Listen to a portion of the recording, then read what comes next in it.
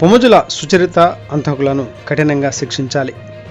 శుక్రవారం తెల్లవారుజామున బహిర్భూమికి వెళ్లిన చీరాల మండలం ఈపూరుపాలెం పంచాయతీలోని సీతారాంపేటకు చెందిన పొమజుల సుచరితపై అత్యాచారం చేసి అతి కిరాతకంగా హత్య చేసిన నిందితులను అరెస్టు చేసి కఠినంగా శిక్షించాలని ఆంధ్రప్రదేశ్ చేనేత కార్మిక సంఘం రాష్ట్ర సహాయ కార్యదర్శి గొట్టుముక్కల బాలాజీ రాష్ట్ర ప్రభుత్వానికి విజ్ఞప్తి చేశారు.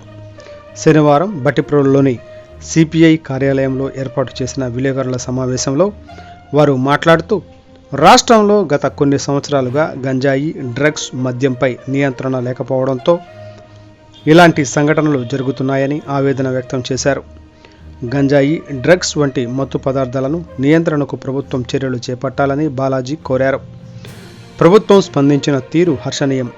ఈపూరుపాలెంలో యువతిపై జరిగిన హత్య సంఘటనపై రాష్ట్ర ప్రభుత్వం స్పందించిన తీరు హర్షణీయమని బాలాజీ అన్నారు.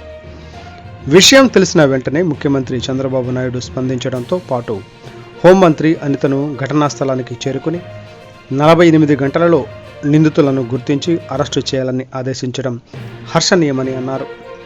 భవిష్యత్తులో ఇలాంటి సంఘటనలు పునరావృతం కాకుండా నిందితులను కఠినంగా శిక్షించాలని బాలాజీ డిమాండ్ చేశారు. ఈ సమావేశంలో ఏపీ చేనేత కార్మిక సంఘం రాష్ట్ర సమితి సభ్యులు కొడాలి రామకోటేశ్వరరావు, జి లక్ష్మి, కె వీరమోహన్ రావు తదితరులు పాల్గొన్నారు.